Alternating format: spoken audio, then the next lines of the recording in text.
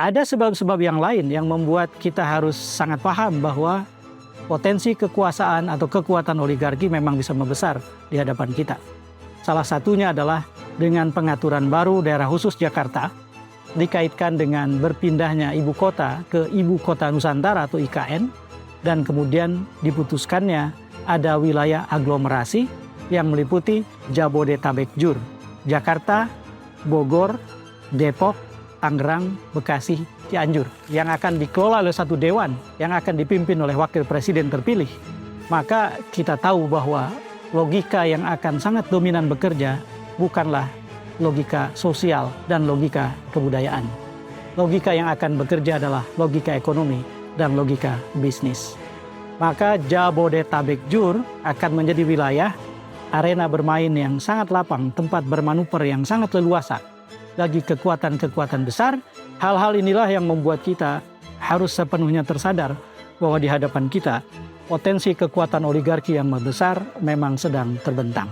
Tetapi saudara, seperti yang saya bilang, skeptisisme itu hanya boleh diakhiri dengan tanda koma dan bukan titik. Dan selepas itu pertanyaannya adalah lalu apa?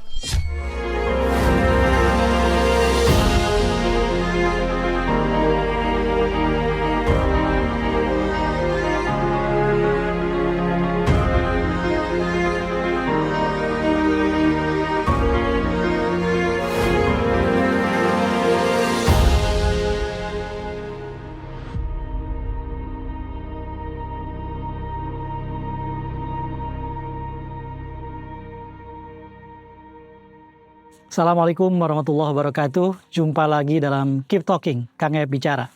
Lagi-lagi kita harus bicara soal oligarki. Temanya adalah bersiaga dengan potensi pembesaran kekuasaan oligarki.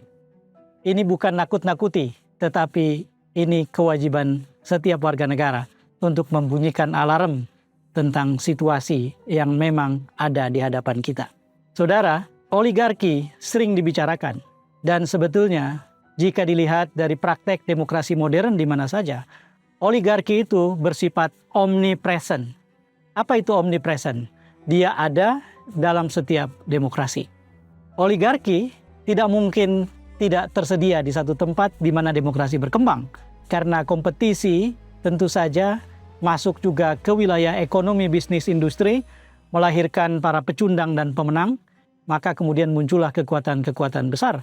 Semakin besar kekuatan mereka, semakin besar juga kehendak mereka untuk ikut mempengaruhi kebijakan, bahkan mengendalikan penguasa. Muncullah kemudian kekuatan-kekuatan oligarkis yang melingkari pemimpin-pemimpin yang dipilih secara demokratis lewat pemilihan umum di banyak tempat demokrasi. Itulah kenapa saya sebut oligarki itu omnipresent. Maka kewajiban kita, tugas sejarah kita bukan membunuh oligarki itu, tetapi mengendalikan oligarki itu, mengelola oligarki itu. Sehingga bukan menjadi subjek tetapi objek dalam arus utama kekuasaan demokrasi. Sehingga kekuasaan yang dipilih lewat mandat rakyat, itulah yang menjadi pembentuk arus utama kekuasaan, bukan oligarki di belakang mereka. Dalam beberapa waktu yang lalu, saya masih ingat, kita sempat membahas ini dengan mengajukan salah satu agenda yang sangat penting, dan di Indonesia agenda itu belum dijawab, yaitu merumuskan regulasi yang memang layak dan harus ada untuk mengelola oligarki. Namanya Undang-Undang Political Financing, Undang-Undang Pendanaan Politik. Dengan cara itulah banyak praktek demokrasi, termasuk demokrasi di negara-negara Eropa Utara yang bisa kita jadikan contoh dalam kaitan ini, bisa mengendalikan oligarki, sehingga kekuasaan demokratis bukan hanya sehat, tetapi juga pro konservasi dari sisi lingkungan dan pro rakyat dari sisi pemihakan. Nah, undang-undang pendanaan politik celakanya memerlukan pembuat undang-undang. Pembuat undang-undang dalam konteks Indonesia adalah DPR RI dengan Presiden. Inilah sumber masalahnya. Karena partai-partai di DPR RI kerap kali bertentangan kepentingannya dengan kepentingan kita untuk membuat perumusan undang-undang pendanaan politik yang layak. Mereka tidak mau dibatasi dan merasa bahwa regulasi itu akan mengikat kaki dan tangan mereka, sehingga tidak lagi leluasa bermain. Begitu juga dengan Presiden. Apalagi ketika kita punya presiden yang ternyata gagal menjadi kepala negara. Menjadi kepala negara adalah beyond partisanship, mengatasi pengelompokan politik. Ialah pemimpin yang dipilih lewat pemilihan presiden itu yang seharusnya mengendalikan semua yang lain, mengatasnamakan kepentingan semua orang. Banyak orang skeptis berkaitan dengan hasil pemilu 2024. Skeptisisme yang amat sangat wajar. Karena bagaimana mungkin kekuasaan yang terbangun lewat praktek yang melibatkan oligarki tiba-tiba jadi pembunuh atau pengelola oligarki yang efektif. Itulah yang membuat orang skeptis, pesimis, atau apapun namanya. Saudara, mari kita keluar dari jebakan skeptisisme itu.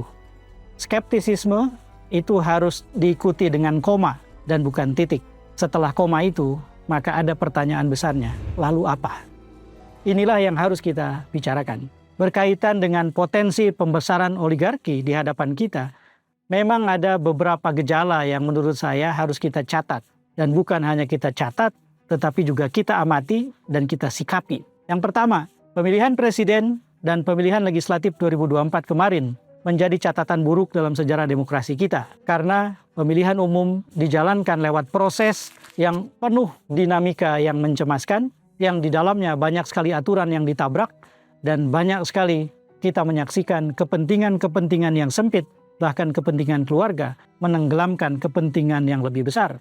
Kepentingan publik, kepentingan orang banyak, kepentingan bangsa. Pemilu yang semacam ini tentu saja akan jadi lahan subur bagi merebak dan makin berkembangnya oligarki. Sebab praktek pemilihan umum yang semacam itu kemudian melibatkan mobilisasi dana atau sumber daya finansial yang hebat, yang besar, dan untuk itu mau tidak mau setiap kontestan yang ingin menang akhirnya berpaling, bahkan bertumpu pada kekuatan oligarkis di belakang mereka atau di seputar mereka atau bahkan di atas mereka.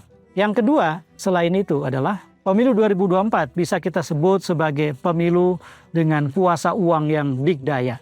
Ini mudah dipahami karena pemilu 2024 diberi pembukaan yang unik dalam bentuk pandemi dan kemudian resesi. Dan karena itu pemilu diadakan di tengah zaman sulit atau zaman susah.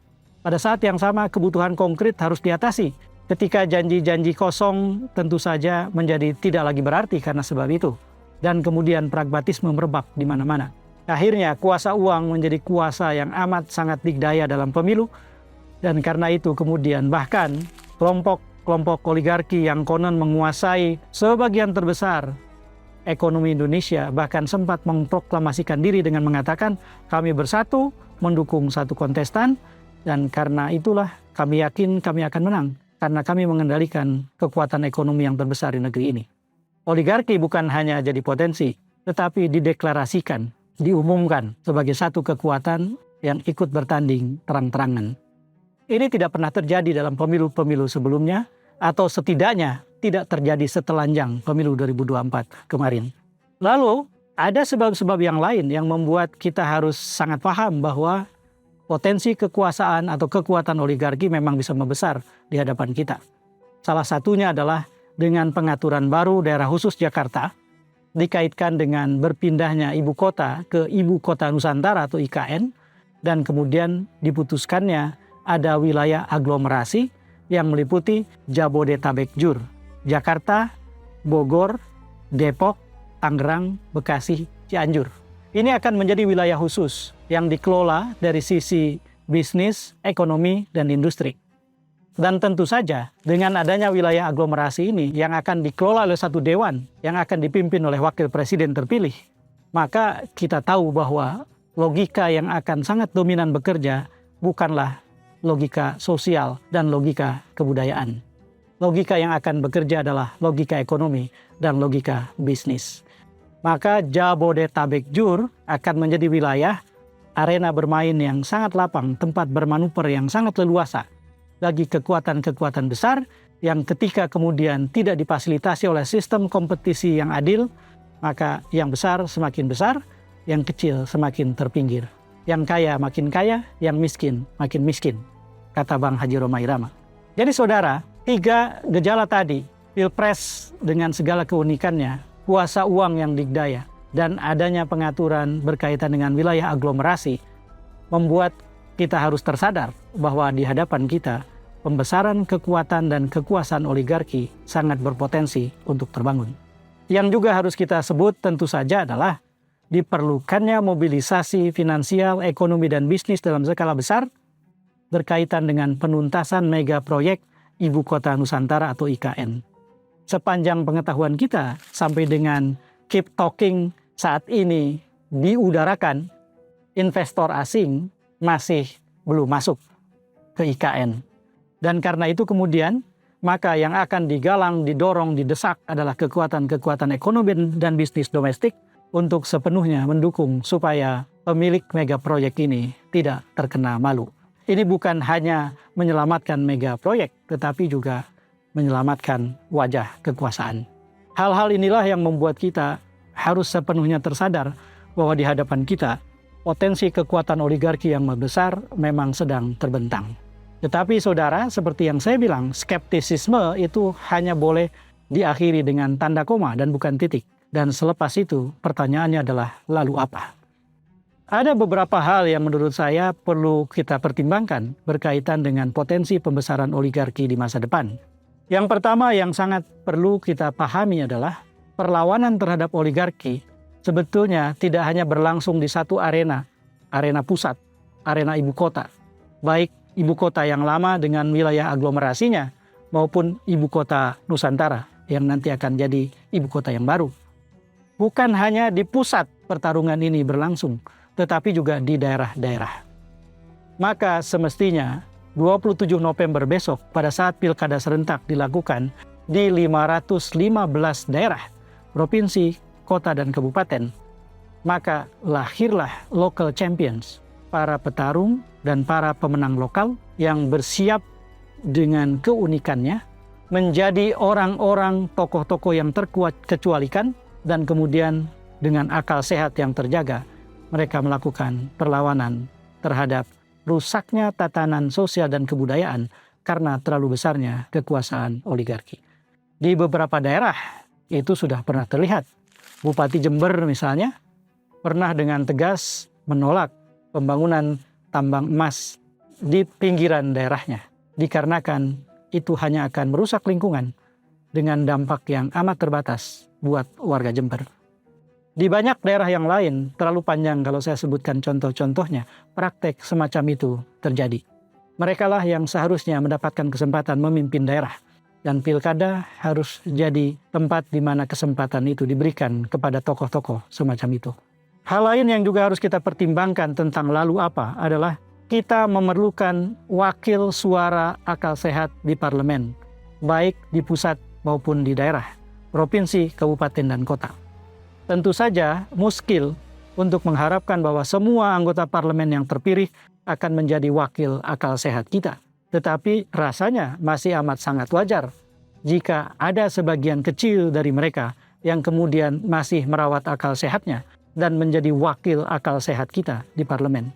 Dan berjuang secara parlementer bahu-membahu dengan mereka yang berjuang dari luar parlemen.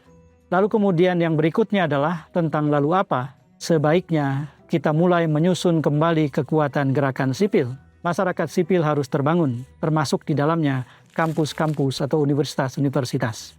Suara-suara akal sehat harus disuarakan oleh sekecil apapun kantong yang menyuarakannya. Tetapi ketika sahut-menyahut dan terus-menerus saling berkesinambungan, apalagi tersusun lewat strategi gerakan yang terjaga, maka sangat boleh jadi sekecil apapun ada gunanya, ada manfaat dan ada maslahatnya. Hal-hal yang semacam inilah yang harus jadi agenda kita ke depan. Barangkali mungkin orang menganggap bahwa saya seperti menyanyikan lagu yang amat sumbang ketika orang menyanyikan lagu kejayaan oligarki.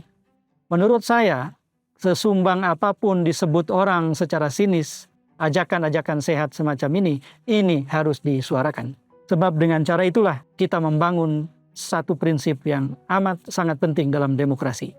Kita boleh kehilangan apapun, tetapi tidak boleh kehilangan harapan. Kita boleh terjatuh dalam kondisi apapun, tetapi tidak boleh berputus asa. Salah satu bagian konkretnya adalah jangan lupa, selain bekerja sepanjang 5 tahun ke depan, dengan penuh tanggung jawab, dengan segala kesabaran, keuletan, dan kesediaan menerima resiko atas apa yang kita kerjakan, kita juga punya mekanisme demokrasi yang rutin, yang disebut sebagai saat rehabilitasi harapan rakyat. Itulah pemilu, termasuk pilkada. Setiap kali pemilihan umum datang, maka kita gunakan itu sebagai tempat di mana kita merehab harapan kita. Tidak boleh putus asa, jangan pernah kehilangan harapan. Saya Ayab Saifullah Fatah, wallahul muwafiq ila aqwamit thoriq. Wassalamualaikum warahmatullahi wabarakatuh.